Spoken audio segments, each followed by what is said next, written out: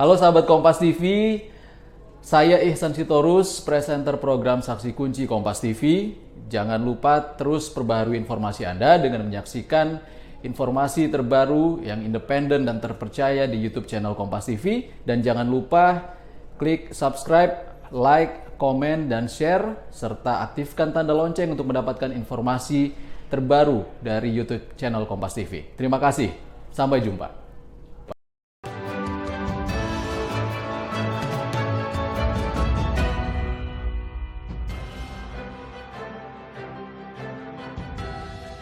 Saya masih bersama dengan Ketua Umum Partai Demokrat, Agus Harimurti Yudhoyono. Mas Ahaye, setelah Yasona mengatakan bahwa KLB tidak sah, ada suara-suara mengatakan sebaiknya Mas Ahaye atau Majelis Tinggi meminta maaf lah kepada Presiden, karena Presiden merasa atau pemerintah merasa tertuduh bakal tidak objektif dan intervensi. Gimana Anda respon? Ya, kembali saya sampaikan bahwa sejak awal Partai Demokrat tidak pernah menuduh siapapun. Justru kami ingin memohon klarifikasi atau konfirmasi paling tidak ketika nama beliau-beliau itu dicatut, digunakan oleh kubu ataupun pihak KSP Muldoko ketika itu sebelum terjadinya KLB. Dengan demikian kita mendapatkan kejelasan bahwa memang KSP Muldoko ini bermain sendiri tadi hanya dengan segelintir kader dan mantan kader Demokrat. Dan kami tidak pernah menuduh siapapun. Dengan demikian sebetulnya yang justru harus berminta maaf, yang memohon maaf kepada Presiden, kepada pemerintah, ya KSP Muldoko sendiri dan kubunya. Dan mereka yang selama ini justru menebar kebohongan demi kebohongan. Mengatakan awalnya hanya ngopi-ngopi, tidak ada ikut-ikutan terhadap Partai Demokrat, tidak mungkin mengintervensi apalagi mengambil alih.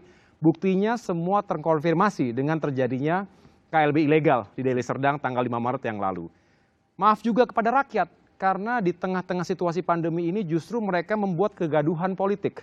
Sehingga menyita perhatian energi kita semua termasuk media seolah-olah hanya menceritakan kegaduhan politik. Dan ini tidak patut seharusnya. Harusnya kita semua fokus pada mencari solusi yang baik untuk krisis pandemi COVID-19, ekonomi, dan lain-lain misalnya. Tapi lagi-lagi justru membangun sesuatu yang tidak sehat, tidak produktif.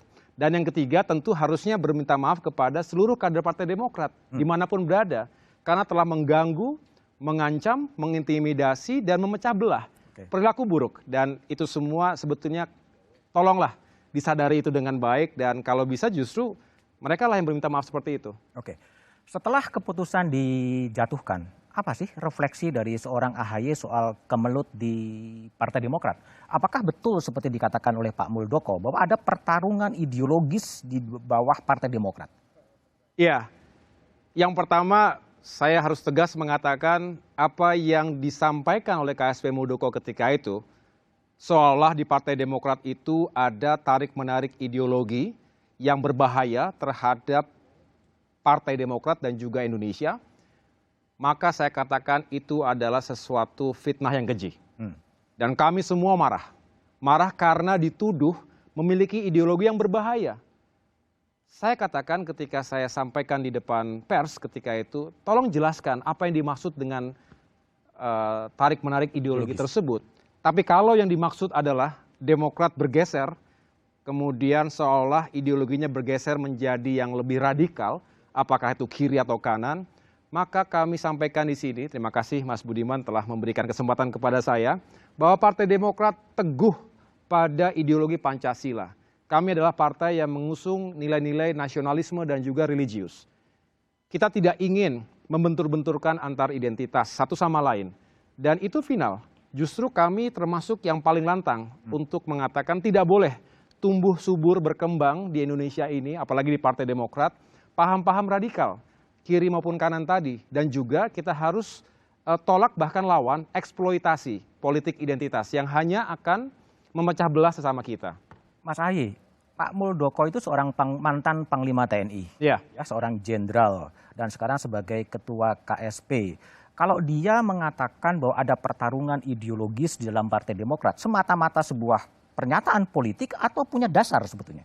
Sebuah pernyataan politik yang penuh dengan frustrasi. Frustrasi? Frustrasi karena kebingungan mencari alasan pembenaran bagi dirinya untuk mengambil alih, merampas kedaulatan Partai Demokrat.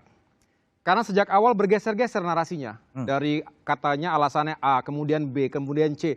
Terakhir kemudian alasannya ideologi. Sangat sulit untuk dinalar. Jadi di luar akal sehat dan juga sangat mudah juga untuk dipatahkan. Karena tadi rekam jejaknya itu bisa langsung dibandingkan. Kebohongan satu ditutup kebohongan berikutnya dan seterusnya. Jadi justru saya mempertanyakan, mohon maaf ya, integritas dan kapasitas beliau kalau kemudian merasa Demokrat ini seperti yang ia sampaikan, padahal sama sekali tidak seperti itu. Ini sekali lagi Mas Budiman saya sampaikan, banyak sekali kader senior kami yang marah. Jadi alih-alih berupaya mengambil hati kader Demokrat, pernyataan-pernyataan KSP Muldoko yang tadi tanpa nalar tadi justru semakin membuat kader Demokrat itu marah dan makin kuat mengatakan lawan itu semuanya. Karena itu sudah masuk ke wilayah pembunuhan karakter dan fitnah terhadap Partai Demokrat. Berniat ketemu dengan Pak Muldoko? Saya dari awal mengatakan kalau Pak Muldoko ingin tahu lebih banyak tentang Partai Demokrat, boleh kita ngopi-ngopi. Ngopi-ngopi juga? Sama-sama ngopi ya? Ngopi-ngopi yang benar, jangan ngomongin KLB, jangan ngomongin perampasan partai politik. Tapi kalau diskusi, silaturahmi, saya pikir kita punya tradisi seperti itu di Indonesia ini. Tetapi sekali lagi tolong kedepankan semangat dan nilai-nilai yang baik dengan moral dan etika yang bisa dipertanggungjawabkan. Oke. Sekarang gini, yang dipersoalkan sekarang adalah anggaran dasar, anggaran rumah tangga Demokrat 2020. Ya, di mana di situ kewenangan dari Majelis Tinggi, ya, Majelis Tinggi itu begitu dominan. Pertanyaan saya adalah, dan itu dianggap sebagai bertentangan dengan undang partai politik. Sebetulnya yang berkuasa di Partai Demokrat ini siapa? Majelis Tinggi atau DPP? Begini Mas Budiman, ini juga sekali lagi terima kasih karena simpang siur. Pertama, cacat logikanya. Ketika dikatakan ADART 2020 tidak sah. Dengan demikian kepemimpinan AHY tidak sah. Pertanyaannya adalah apakah masyarakat diberitahu bahwa Kongres kelima Partai Demokrat tahun 2020 yang kemudian mendaulat dan mengamanahkan AHY sebagai ketua umum terpilih aklamasi 2020 sampai dengan 2025 itu adalah berdasarkan produk ADART tahun 2015. ADART 2020 itu produk demokratis yang dihasilkan dalam Kongres kelima tahun lalu. Itulah ADART 2020 yang telah disahkan oleh Menteri Hukum dan HAM juga. Nah, juga harus diketahui bahwa ADART 2020 dan saya yakin partai politik lain juga memiliki mekanisme yang serupa, merupakan penyempurnaan demi penyempurnaan, produk penyempurnaan dari waktu ke waktu. Karena sebelum 2020 ada ADART 2015, sebelumnya lagi ada ADART 2013, sebelumnya lagi ada ADART 2010. Baru yang paling awal ADART 2005 ketika itu yang kemudian mereka coba gunakan. Padahal sekali lagi itu semua ahistoris kalau mengatakan ini tidak baik, tidak benar dan lain sebagainya. Dan silakan dibuktikan apa yang dilanggar. Undang-undang parpol kita ikuti. Dan tidak mungkin negara Menkumham mensahkan sesuatu yang tidak sesuai dengan undang-undang parpol. Ini juga sama saja mempertanyakan kredibilitas pemerintah. Baik tahun 2020, tahun 2015 dan tahun-tahun sebelumnya. Jadi harus hati-hati kalau mereka mengatakan ini tidak kredibel, tidak benar dan harus digugat. Tapi silakan saja kalau memang mereka memiliki keinginan seperti itu, kami tidak gentar, kami siap mempertanggungjawabkan itu semua. Terkait dengan Majelis Tinggi Partai, itu juga produk yang demokratis. Ketua Majelis Tinggi Partai adalah pilihan aklamasi seluruh pemegang hak suara yang sah dalam Kongres kelima yang lalu. Kemudian Majelis Tinggi Partai juga tidak sendirian, ada 16 orang tokoh-tokoh senior. Tidak hanya Pak SBY. Kemudian juga tidak memiliki kekuasaan yang absolut. Ingat, ada perbedaan-perbedaan wewenang dan tanggung jawab. DPP di bawah ketua umum misalnya, itu jelas tanggung jawabnya besar dan menyeluruh. Majelis Tinggi Partai juga punya perannya tersendiri.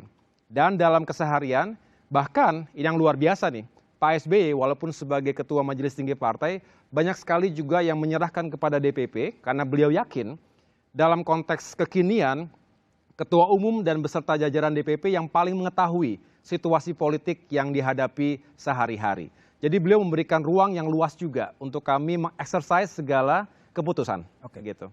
Saya ingin juga meminta tanggapan dari Mas Ahaye karena suara-suara di luar berkaitan dengan anggaran dasar anggaran rumah tangga Demokrat 2020. Seakan-akan Demokrat ini di bawah bayang-bayang keluarga Pak Susilo Bambang Yudhoyono. Enggak juga. Karena ini sekali lagi produk yang demokratis. Kalau ditanya satu persatu, Mas Budiman kapan-kapan saya ajak, saya baru pulang nih kebetulan dari Jawa Timur, Jawa Tengah, Yogyakarta, kita camping, outdoor. Luar biasa bertemu dengan para kader. Jadi sebulan terakhir ini saya bertemu dengan paling tidak 6 ketua DPD Jawa dan juga lebih dari 119 tepatnya, ketua DPC se-Jawa. Dan kalau nanti saya bisa pertemukan, biarkan mendengarkan langsung dari kader kita. Karena kalau saya menjawabnya mungkin dianggap subjektif. Tapi saya harus jawab juga begini. Yang jelas keluarga Yudhoyono itu memang bagian dari Demokrat. Justru Demokrat juga senantiasa mengingat apa yang dilakukan oleh Pak SBY sejak menggagasnya partai ini, mendirikan, membesarkannya. Beliau presiden 2 periode, Partai Demokrat luar biasa terangkatnya. Dan ketika beliau menyelamatkan Partai Demokrat dari krisis besar 2012-2013. Artinya memang itu menjadi sebuah perjalanan sejarah partai. Jadi ketika ditanya kepada pemilik suara, siapa yang pantas menjadi ketua majelis tinggi partai, semua jawabannya Pak SBY.